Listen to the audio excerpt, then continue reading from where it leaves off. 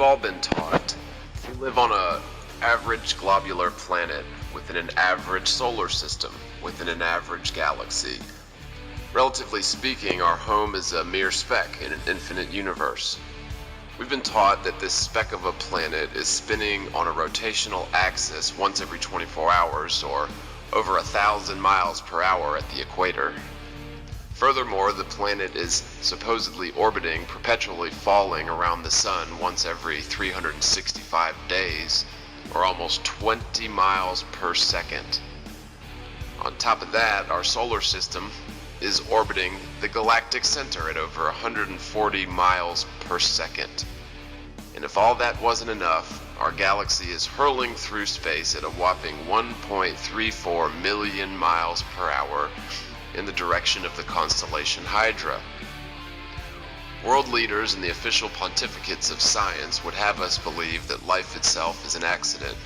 A cosmic game of chance usually results in lifeless, barren planets, but once in a while the chaotic universe will birth a planet that falls in the Goldilocks zone of its host star, meets certain chemical compositional requirements, and eventually circumstances can produce a so-called primordial ooze, which allows for a chemical reaction that somehow morphs into amino acids, and then single-cell organisms, then bacteria, and on until one day, under the perfect circumstances, through a process called natural selection, eventually intelligent life can emerge.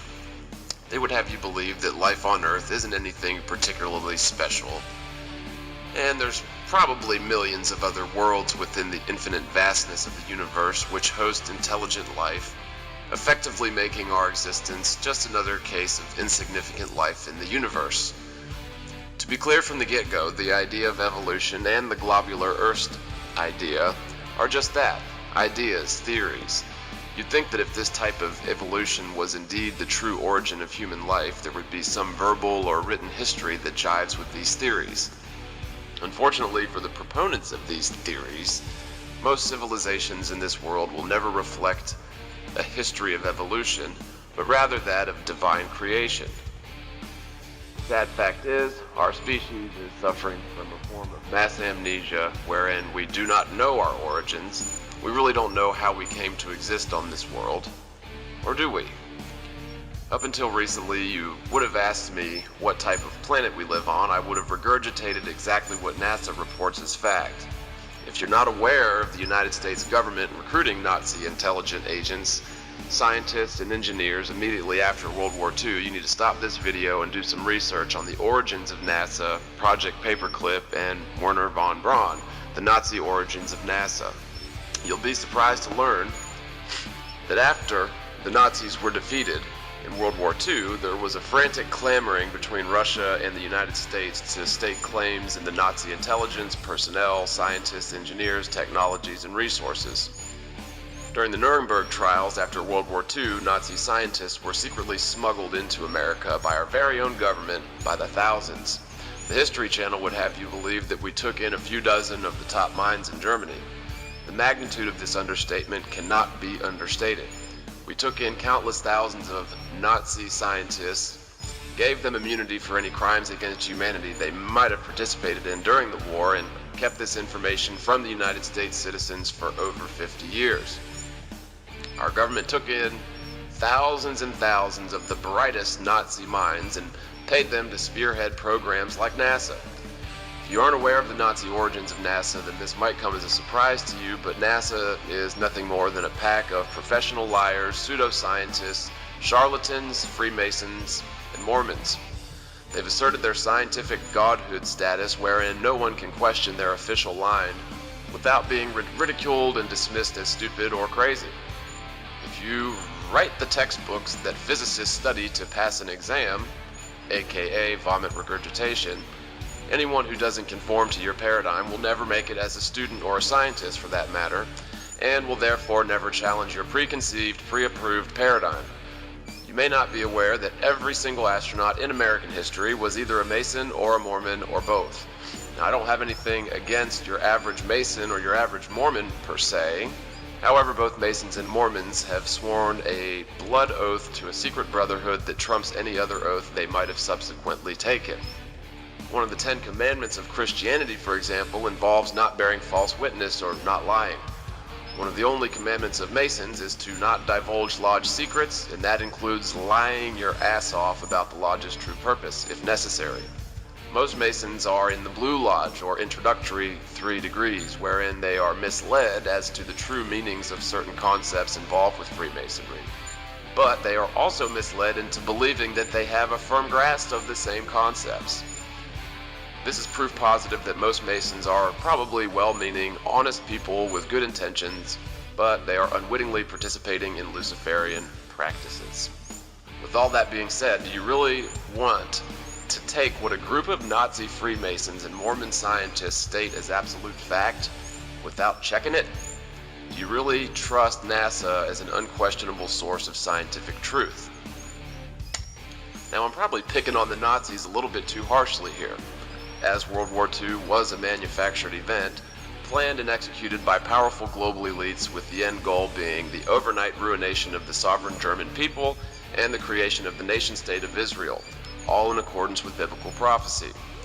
You don't need to believe in the truth of biblical prophecy to realize that the global controlling elite must use the biblical prophecies as a strategic playbook. It's even been argued that Hitler was in fact a Khazarian Zionist, placed in his position in order to justify the homecoming of all Jews to the new Israel, with utter disregard for the Jews and other races in the concentration camps, because those Jews were mingling with the Goyen or sullying their perfect superior bloodline. But that's a topic for another discussion. I will state, however, that the very same secret cabal that was responsible for fomenting and funding World War I and World War II are most certainly responsible for the false flag 9/11 attacks and the subsequent abandonment of U.S. civil liberties.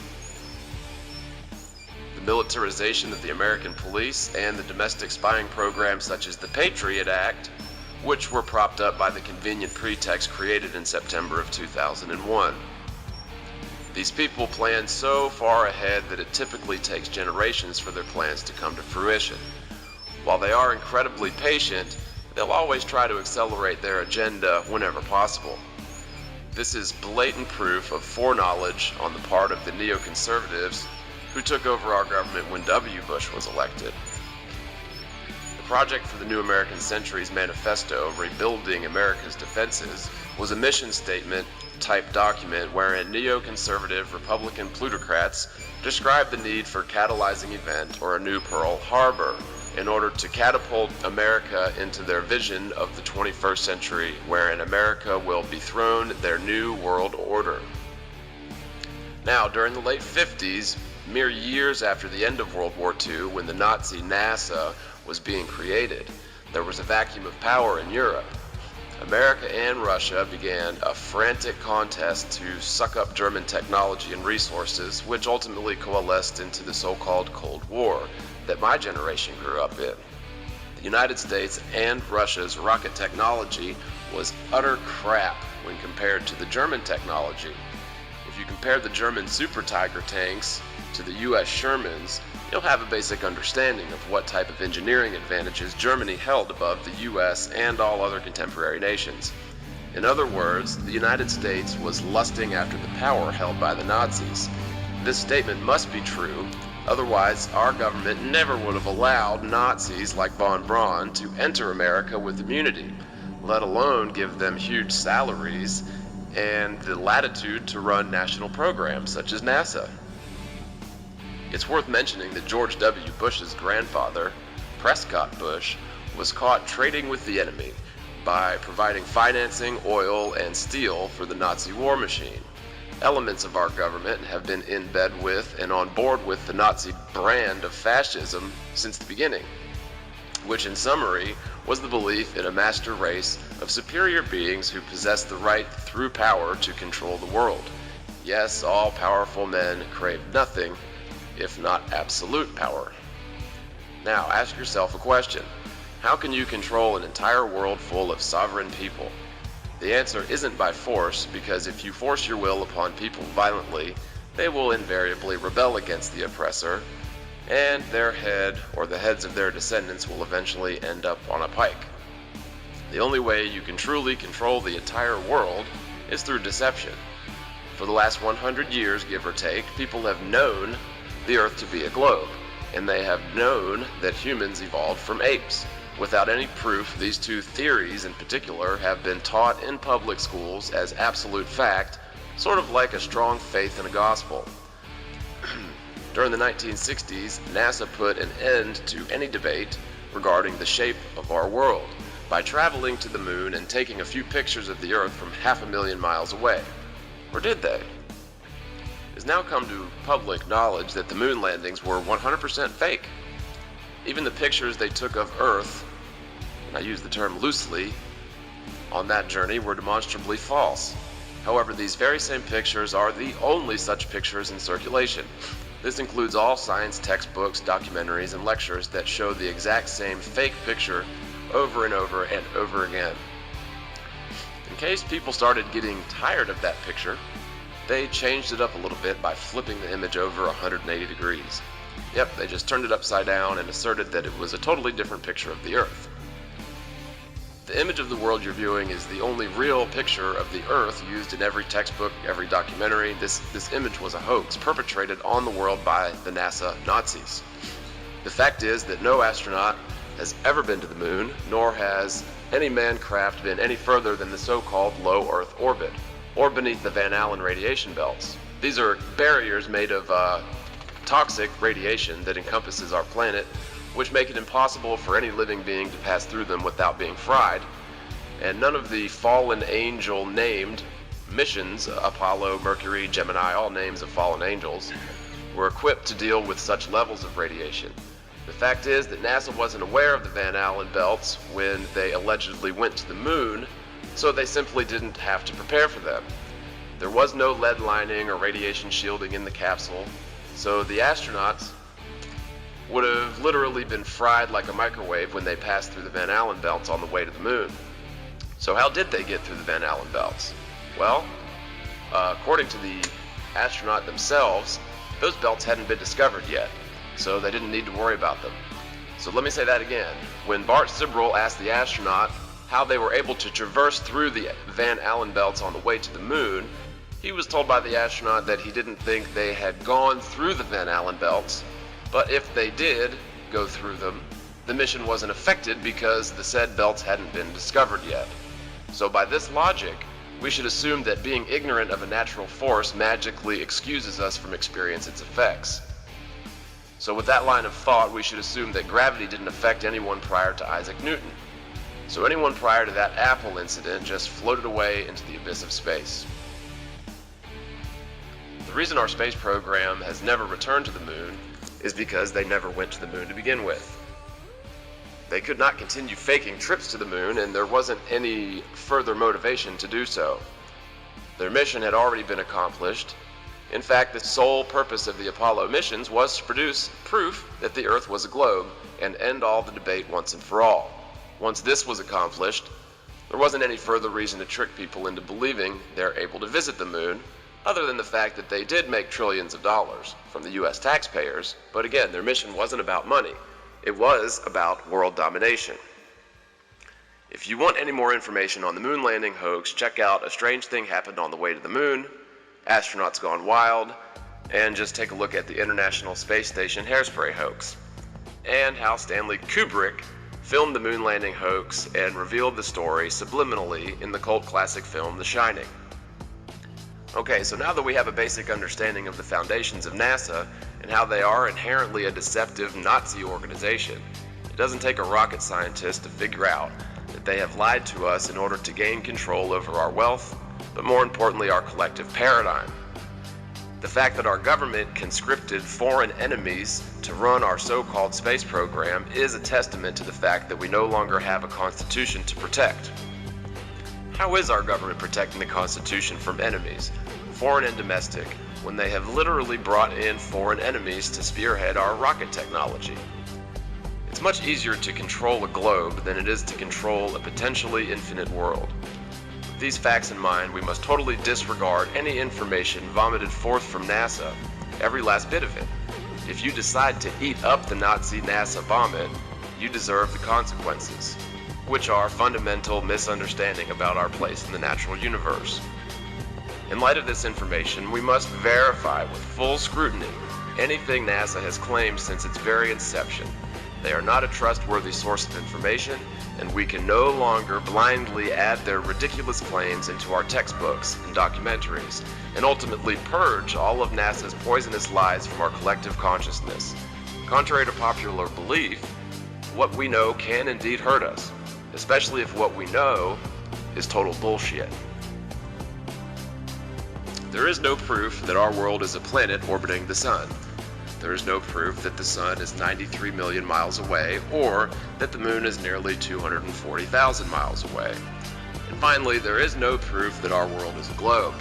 There is, however, empirical evidence that suggests our planet is in fact as flat as a fritter, and that the sun and moon are much closer than we've been told.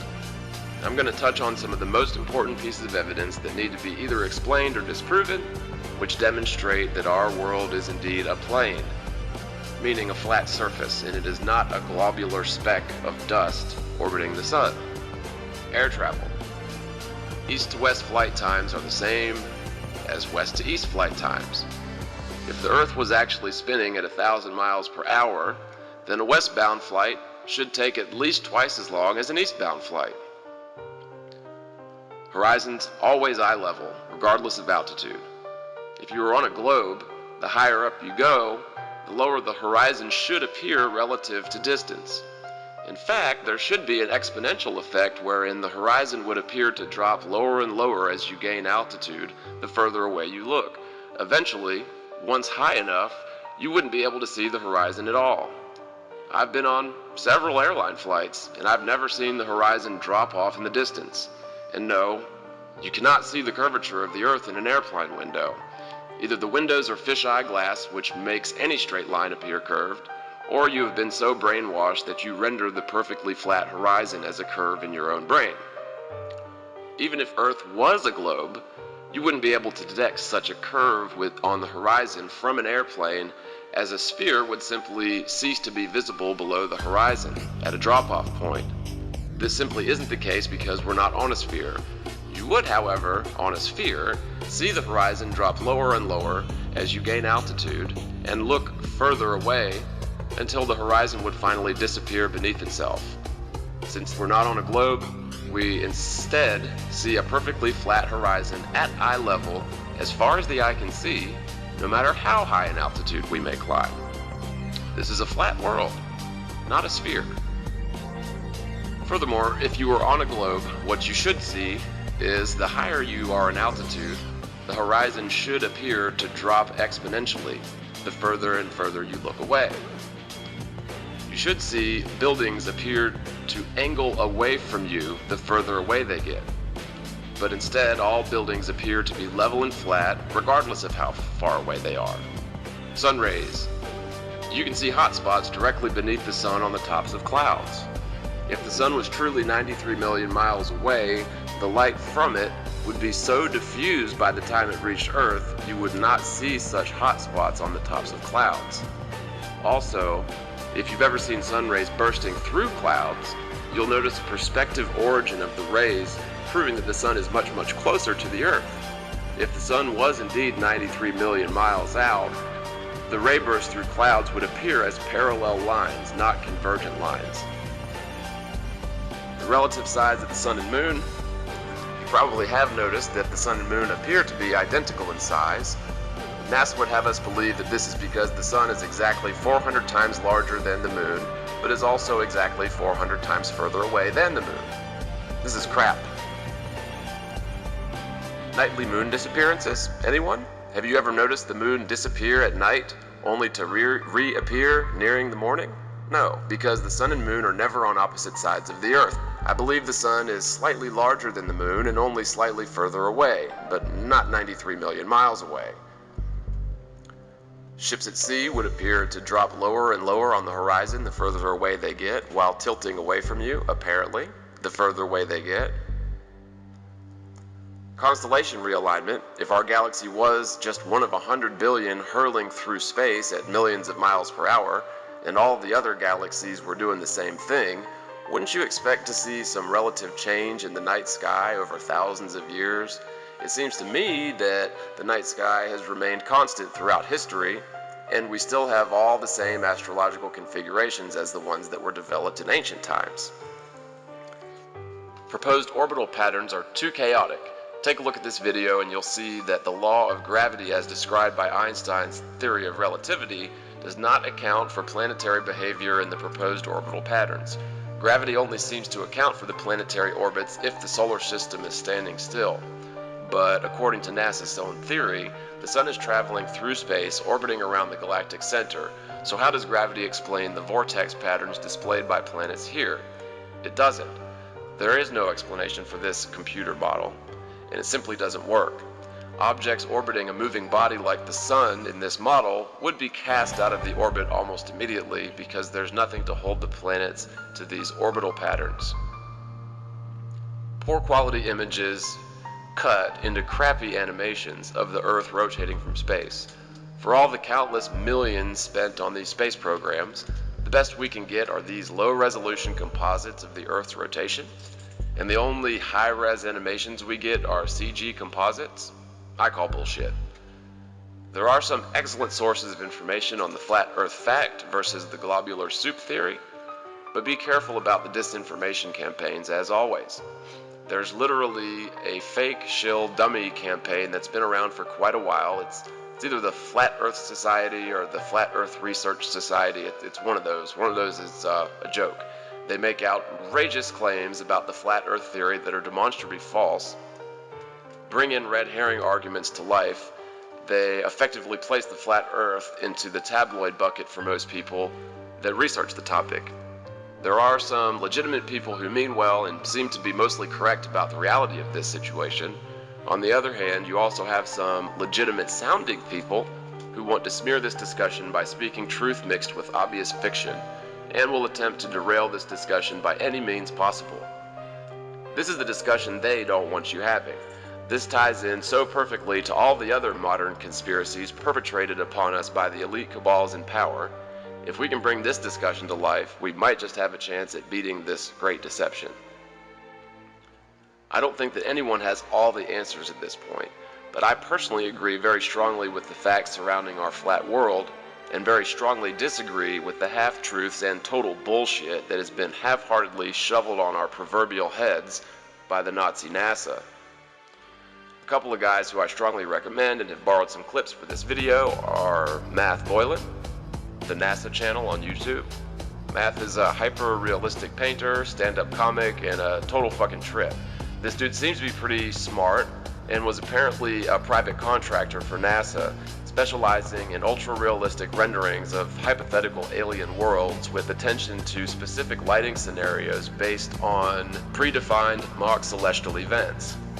You really need to look at this dude's YouTube channel, as he is responsible for breaking much of the insider information in terms of how NASA operates.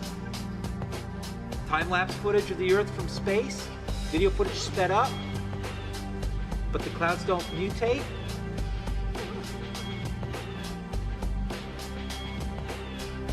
If it's a ball, why are you faking all the footage? Huh? Why are you faking the size of continents relative to real driving distance from one coast of Canada to the other and Russia on a toy globe? If it's a ball, it's a ball. Put everything to scale. Tell me you can fit Canada twice into the length of Russia? If it's a ball, why are you faking it? If it's a ball, why does it look like a cartoon? If it's a ball, why do people say, I believe it's a ball? If it's a ball. But why is it still the theory of gravity? You didn't prove it. You only need the theory of gravity if it's a ball. That's how the whole equation starts. So, if it's not a ball, you don't need gravity. Gravity's just there to explain why the fucking shit's not flying off if we're spinning 1,000 miles an hour. It's temperature. This is ether. This is air, gas, whatever you want to call it. Ether. The original word was ether. You know, the spaces between things. And it's got temperature. It gets too cold, I get affected. If it gets too hot, my skin will melt. Underneath me is stuff that'll melt my skin. You see it shoot out of volcanoes. I got dirt, rock, minerals, maybe oil, deposits. Then I got lava. Don't talk to me about the candy center, the stopper of Earth, where there's layers of candy bar with like a chewy chocolate in the center. That's nickel or iron. I used to ask in geography. And then underneath the lava is iron. And I'm like, how'd you get through the lava to know there's iron? Matt, get out of class. They call me disruptive. They call me disruptive in geography. The class would laugh, but I would be kicked out because I was making jokes. No, I was a sincere question. How do you know the center of the Earth is nickel if you got to go through, this many hundreds of miles of molten magmatic lava? Funny, eh? The center of the Earth is cartoons. Your maps are cartoons. Those aren't the real sizes of the countries. The toy globe is inaccurate. It's a toy. That's how inaccurate it is. It's a toy globe. But apparently, you can't make everything to scale if it's a globe. As long as it's 3 parts. Matt seems to assert that our world is an infinite plane and it resides within a bucket of sorts, flanked on all sides, 360 degrees, by ice wall known as Antarctic. Now, according to this model, and I happen to agree with Matt's model, there's a strong magnetic field at the center, which is the North Pole, and this actually happens to be the epicenter of the entire universe. All celestial bodies, including the sun, the moon, and the wandering stars, aka the fallen angel planets, Saturn, Mars, Mercury, Venus, all named after Nephilim. Matt believes, and again I agree, that our world is in a fixed position where essentially nothing meets matter. Beneath the surface of the Earth, you have hot magma, and when this comes in contact with the nothingness, it cools and coalesces into the solid Earth that we walk upon. Everything in the night sky is in fact perpetually rotating around this magnetic center. In this model, our world is probably one of many, or even one of an infinite number of worlds that are contained within the plane. And on the other hand, you have Eric Dubay, who is an accomplished author, world traveler, hippie dude who seems pretty cool in a creepy new age kind of way. Matt Boylan seems to think that he's a shill because he reports that the Earth is, while flat, still an enclosed system with physical or metaphysical boundaries above and around it, also totally flanked by a 2-mile tall ice wall known as the Antarctic. Now in this system, there's probably a dome or a boundary at some point if you go up high enough into the sky. According to Eric, the ice wall marks the end boundary of the world, and the dome marks the endpoint of sorts in the sky. I agree with Matt's model for a few reasons. One of the biggest reasons is because if the Earth was an enclosed system, as Eric Dubay suggests, I don't see the world's powers going to such lengths to suppress its flatness. I can, however, see them desperately trying to suppress the fact that the Earth we're standing upon is potentially limitless. I believe, rather, that the Earth is an infinite plane and that the only enclosure to our system is the superficial boundary of the outer wall known as Antarctica. I stand to be corrected on this, but with the evidence available to me at the time, this very well may be the case. Now, right now, as we speak, every military in the civilized world has a responsibility of keeping anyone who tries to go to the outer wall out. If this was just another continent covered in ice, why would they want to keep people, and more importantly, corporations, out of the Antarctic? Do some digging into the expedition of Richard E. Byrd, and you'll find that he found out in the 1930s that Antarctica was rich in raw materials and fuel sources that would have proved to be invaluable for the industrialized world. You'd expect to see huge migrations of corporate interests into the Antarctic to extract metals and fuels for the next several hundred years. And instead, after the 1930s expeditions, it was actually closer to the 50s, where all countries simply pulled out of the Antarctic and signed a treaty that bans any person or business from setting foot on the outer wall. And this treaty isn't even open for discussion for another 25 years. This is going to be a tough thing for people to let go of. I'm not expecting anyone to just recklessly abandon their lifelong paradigm just because of these claims. Do your own research, come to your own conclusions, but don't be dismissive or you might end up on the wrong side of history. Speaking of motives, what motive would the powers that be have to suppress this information? Up until the late 1800s, there was a lively debate on the topic of whether the Earth was flat or a sphere. Since the technology didn't exist, they could only debate and measure the aspects that were measurable at the time. And we're slowly becoming aware of the Luciferian movement to destroy the relationship between man and his creator. Every chance they get, they will denounce God or the Bible as fiction. So, by proving that the Earth was a globe, Nazi NASA effectively proved that God was a liar and did not create the Earth as a fixed plane for humans to hold dominion. But furthermore, so many scientists have their reputations tied up in theoretical physics based on the globular Earth model. It will crush their paradigm, so they'll do anything to keep this information suppressed.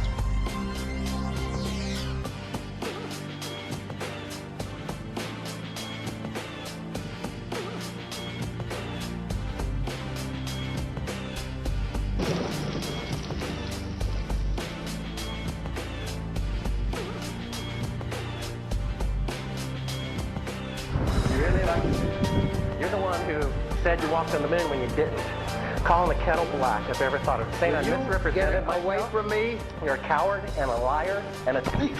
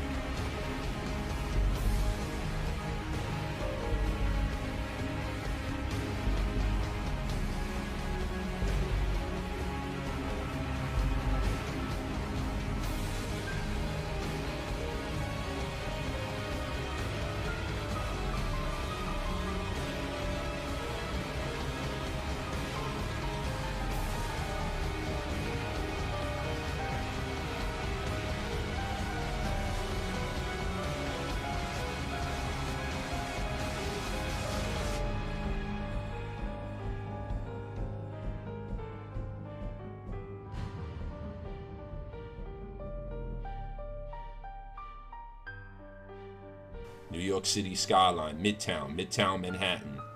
From Bear Mountain, New Jersey, 60 miles upstate. Where is the curvature? Where? No curvature. The buildings aren't curved over.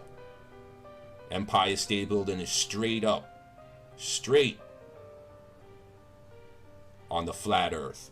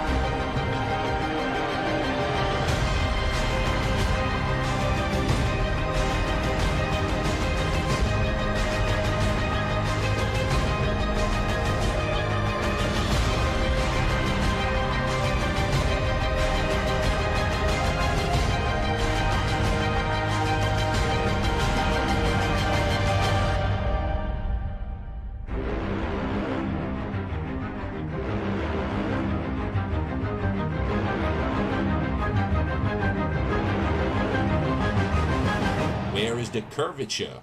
Where? Good afternoon, brothers and sisters. I just want to show more. Good afternoon, brothers and sisters. I just want to show more definitive proof that you live on a flat earth. Now, you're looking at the Philadelphia skyline that was photographed 30 to 40 miles from Apple Pie Hill in New Jersey Pine Barrens. Now, this is just another impossibility that you'd see the Philadelphia skyline 40 miles away, approximately, on the horizon. Okay? Samuel Burley Rowbottom, better known throughout the scientific community as Parallax. In 1881, he had published this book, Earth Not a Globe. Outlining dozens of experiments performed over many years, it quickly became the standard authority for anti-globularists. Perhaps the most significant experiments were those carried out on a canal known as the Old Bedford Level. Located in Cambridgeshire, England, the canal is perfectly straight over an uninterrupted 6-mile stretch. While there, Parallax conducted many experiments, all towards one conclusion: to prove that the surface of the water in the canal was indeed perfectly flat. In one experiment, a boat carrying a flag rowed from one bridge to another 6 miles away. An observer with a telescope placed 8 inches above the surface of the water found that the flag and the boat were distinctly visible throughout the entire distance. If the Earth is a sphere with a circumference of 25,000 miles, then over a distance of 6 miles, the second bridge should mathematically be 16 feet below the observer's eye line.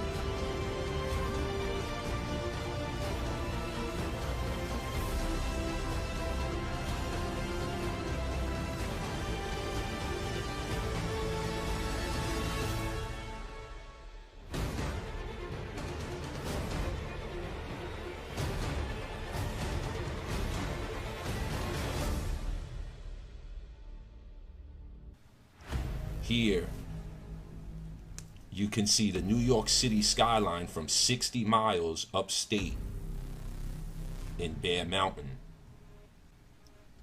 60 miles upstate, and you can see the Freedom Tower. No curvature. 60 miles away. This is Bear Mountain. Here's another image from Harriman State Park, way upstate, about 60 miles from Manhattan. There's the Manhattan skyline on the flat earth. How could you see the Manhattan skyline perfectly flat from 60 miles away? How? Brothers and sisters, I want you to know that there is a spot in New Jersey, Washington's Rock, where with the right camera, you could see both skylines of New York and Philadelphia in opposite directions at the same time. New York City and Philadelphia are 120 miles apart, but yet from Washington's Rock in New Jersey, the Philly skyline and the New York skylines can both be visible at the same time in opposite directions.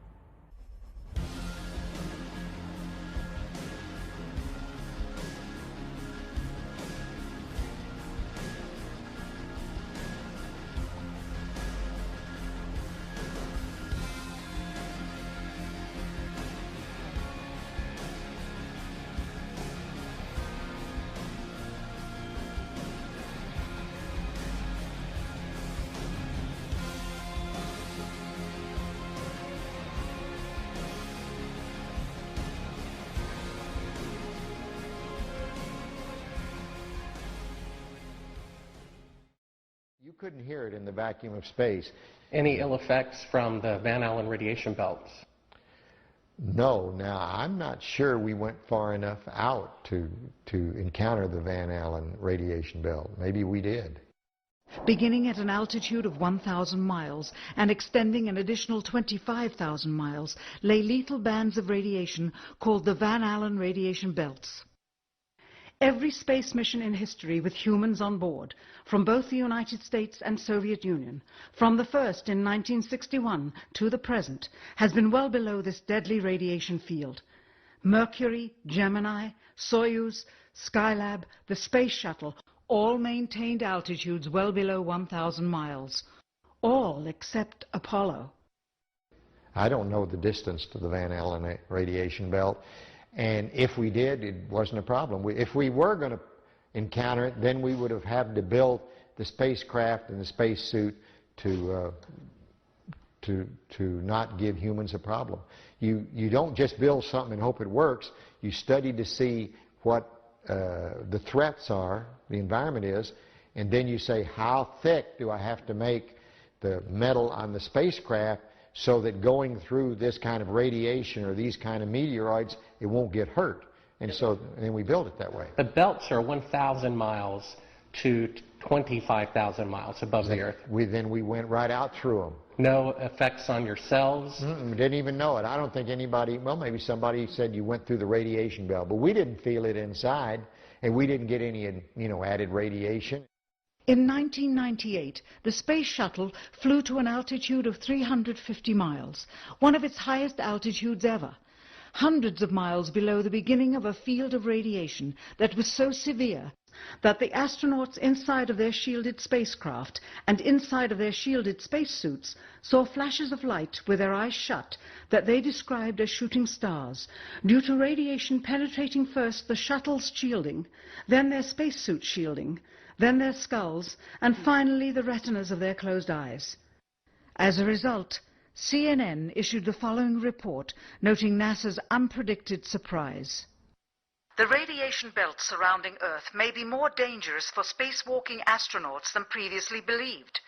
Scientists say the phenomena known as the Van Allen belts can spawn killer electrons when the Earth's magnetic field changes. These electrons that are being studied could have an important effect not only on satellites, which has happened in the past, but could also affect the astronauts by creating large doses of radiation that could influence their health. The electrons can penetrate through various materials, including spacesuits, and can pass through, in fact, the walls of the space station, and can create high charges deep inside of these objects. No strange occurrences? Nothing like that. The space shuttle... Go ahead. The space shuttle went to 365 miles a few years ago because I worked in news. I saw CNN. They said that the radiation belts surrounding Earth are more dangerous than previously believed because the astronauts saw shooting stars with their eyes closed just when they got within 600. Radiation belt. We saw shooting stars, but they're not shooting stars from with your eyes closed, although they look like it. If you're out in space beyond the Van Allen belt, and probably within the Van Allen belt, and close your eyes, and just pay attention. You don't notice it unless you pay attention. Then all of a sudden you'll see a little flash like a shooting star, except it's like that. There goes one this way. Then one just blossoms. And then not that fast. Maybe you wait 3 minutes or 2 minutes and one goes whoosh. Then you see them whistling by. Not on our mission, by the way, they hadn't been discovered yet. Then you see them whistling by. Not on our mission, by the way, they hadn't been discovered yet. Then you see them whistling by. Not on our mission, by the way, they hadn't been discovered yet.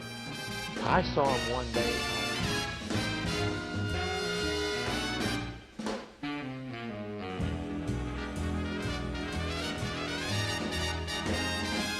Come and take a trip in my rocket ship. We'll have a lovely afternoon. Kiss the world goodbye, and away we'll fly. Destination moon. We'll travel fast as a light till we're out of sight. the earth will be like a toy balloon. What a thrill you'll get riding on my jet, a destination moon. We'll go up, up, up, up, straight to the moon we two, high in the starry blue. I'll be out of this world with you, so away we'll steal in my space mobile, a supersonic, a honeymoon. Leave your cares below, pull the switch, let's go, a destination moon.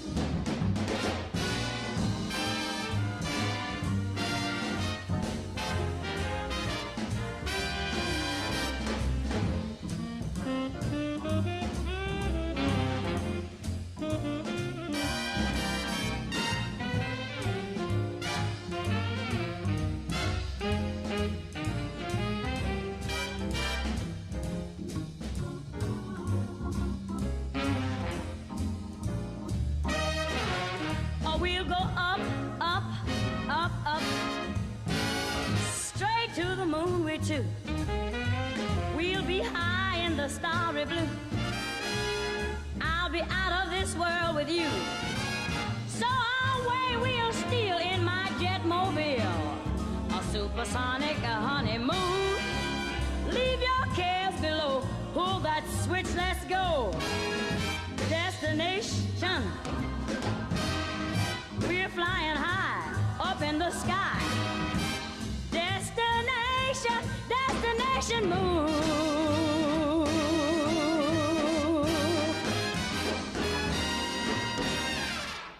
Dr. von Braun, how would you say we stand in relation to the Russians, and do you think we can ever catch up? I'm convinced that in the space field, the Russians are ahead of us, particularly in large weightlifting capability, and that at the moment the problem is not so much to catch up, but first build up the working speed that they have already demonstrated. After we are running as fast as they do, there's still a considerable gap to close, and only the future will tell whether we'll manage to close that gap. We cannot and will not ever get into this race as we should, so long as all of our objectives are short-term objectives. We've got to have no finite end to our objectives. The end of our objectives should be as far as we can see at any given time. But right now, we need a 10 to 12-year program that has as its ultimate goal the manned domination of space. And if we don't, we're going to be in trouble. I believe that this nation should commit itself to achieving the goal before this decade is out of landing a man on the moon and returning him safely to the Earth. We must assure our preeminence in the peaceful exploration of outer space, focusing on an expedition to the moon in this decade. T-minus 60 seconds and counting. We passed T-minus 60.